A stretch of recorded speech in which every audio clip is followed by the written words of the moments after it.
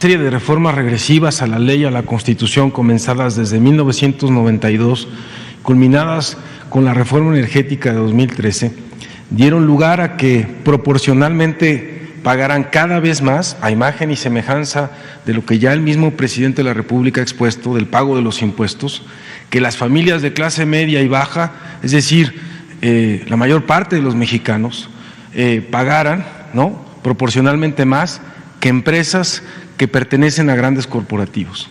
Esta reforma a la ley de la industria eléctrica que envió el presidente de la República y aprobó el Congreso de la Unión en 2021 tiene por objeto revertir los aspectos más dañinos en contra del pueblo de México de esta privatización del sector eléctrico.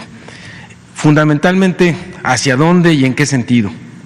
Eliminando los subsidios a las grandes corporaciones y garantizando a la población que no se va a aumentar la tarifa de electricidad. Le damos a la siguiente, por favor. Existen diversos mecanismos, los ha comentado aquí el director de la Comisión Federal de Electricidad, de esta privatización del sector eléctrico, que generan y reproducen un trato inequitativo y desigual a los mexicanos.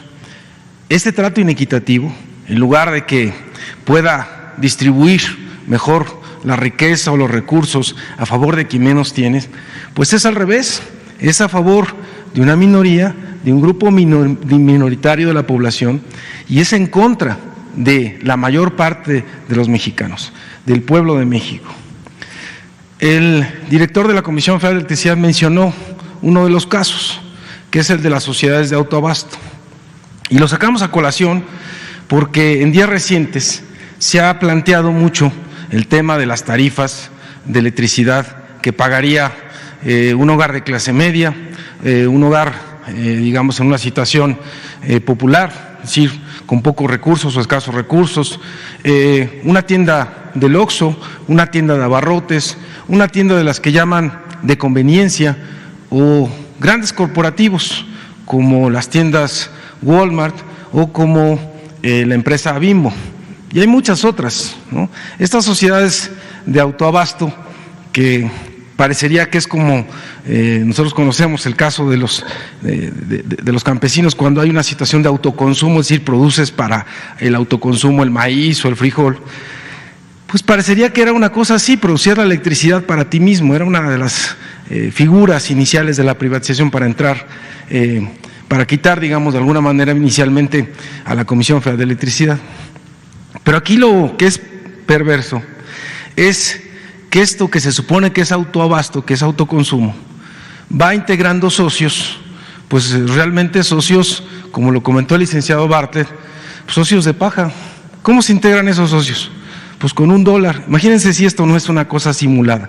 Con $1 me inscribo a la sociedad, con $1, con $5.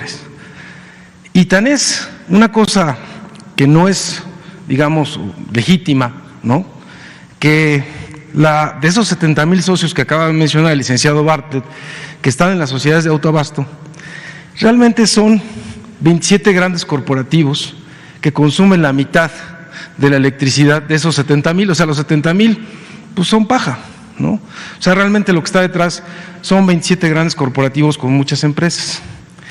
Y lo que crearon, porque aparentemente entonces es autoconsumo, es que una empresa como Iberdrola tiene a socios como estas empresas que acabo de mencionar y muchas otras. Por cierto que está Kimberly Clark entre las socias de estos autoabastos. Entonces los incorpora con este $1 o con este peso, ¿no? Y como son socios, pues lo que son socios no deberían de cobrar la electricidad, pero ¿qué creen? Pues sí la facturan, sí la cobran, ¿no? Pero entonces, si somos socios, ¿cómo distribuimos las utilidades? ¿Cómo se pagan los impuestos de esas sociedades? Y no está claro. Es decir, aquí hay una situación en donde, además de generar un posible fraude comercial, porque estás provocándole a la CFE, como no pagan estas sociedades la red, ni pagan el respaldo tampoco, pues le estás generando una competencia desleal. Pero al mismo tiempo, pues estás generando también a la hacienda pública, pues no una claridad sobre el pago de tus impuestos, ¿no? Porque, digamos, imagínense ustedes que estas sociedades, con sus socios, ¿no?, al final del año, pues van a decretar dividendos, y esos dividendos pagan impuestos sobre la renta. Pero entonces les dan dividendos a los socios, les cobran facturas. O sea, ¿de qué manera funciona esta sociedad que con $1 o con un peso ya te integraste a la sociedad? Realmente el objetivo es tener una electricidad subsidiada y mucho más barata que un hogar mexicano o que cualquiera de nosotros. Adicionalmente, la estructura tarifaria que hicieron durante muchos años, desde el 92 hasta la fecha. O sea, con el 92 empiezan las reformas de Carlos Salinas, y tiene razón el presidente cuando dice que es el padre de la desigualdad, porque cuando empieza Salinas con esta apertura de los autoabastos o de los productores independientes, a la par hay una estructura tarifaria que se va a generar, porque para las empresas privadas que tienen negocios, pues no les interesaba entrar en un mercado donde las tarifas de electricidad estaban muy bajas, entonces las empiezan a subir. De hecho, incluso en las crisis económicas de los 80s, de los 90s, normalmente lo que se hace es contener salarios y subir tarifas de los servicios públicos, incluyendo la de la electricidad. Lo que ha ocurrido ahorita con la crisis que tuvimos y que tenemos todavía con el COVID, la crisis económica mundial, pues es que ni se suben tarifas, ni se contienen salarios, porque los salarios van hacia arriba, y vamos entonces en un sentido inverso, es decir, a distribuir mejor la riqueza. ¿Qué pasa entonces con esta estructura tarifaria que se generó con este padre de la desigualdad que es Salinas?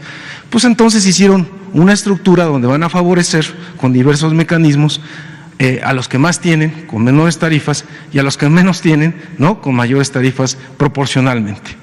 ¿De qué forma?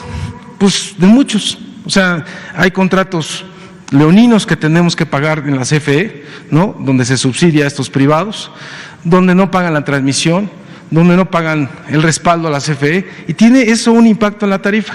Le damos a la siguiente, por favor, para que lo entendamos de forma clara. Este es un recibo que tienen todos, que nosotros todos recibimos, es el que decía el licenciado Bartlett del suministrador básico. Este es un ejemplo de ellos. Entonces nosotros tenemos en este ejemplo el total a pagar de este hogar son 1,174 pesos. Esto es para que también cualquiera que tenga su recibo sepa leer cuánto cuesta la electricidad, es decir, el kilowatt hora. Porque te dicen, bueno, pero ¿cuánto cuesta? ¿Qué es lo que se está vendiendo? Pues el kilowatt hora, que es la generación de electricidad. Entonces aquí ustedes tienen, por ejemplo, lo que es la lectura actual, la lectura anterior. La diferencia tienen aquí los 510. Esos 510 es realmente lo que se está consumiendo o lo que consume el hogar. Aquí ustedes pueden ver que dice energía, kilowatt horas. Esos 510 es lo que se está pagando, ¿no? O la relación, digamos, de 1,174 a los 510 implicaría que ¿cuánto estamos pagando? Miren ustedes, total a pagar 1,174. La energía consumida son los 510 que aparecen aquí en el recibo. Entonces, el precio unitario de la electricidad se saca así. Los 1,174 que están en el recibo al total a pagar, los dividimos entre los 510 kilowatt horas, y lo que tenemos entonces es lo que le cuesta realmente a este hogar, ¿no?, el kilowatt hora. ¿Cuánto le cuesta? 2.3 pesos por kilowatt hora. Este hogar todavía tiene subsidio. Viene aquí abajo, mira, apoyo gubernamental, 407. Si no tuviera subsidio, el kilowatt hora le costaría 3.1 pesos, o sea, 3 pesos con 10 centavos. ¿Quién da ese subsidio? Pues la Comisión Federal de Electricidad con sus ingresos o la Hacienda, sí, la Hacienda Pública, la Secretaría de Hacienda. ¿De dónde salen los recursos de Hacienda? Pues de los impuestos de todos nosotros, de los contribuyentes, ¿no? Entonces, todos los contribuyentes estamos subsidiando una parte de este recibo y costaría entonces 3.10 si no lo subsidiáramos.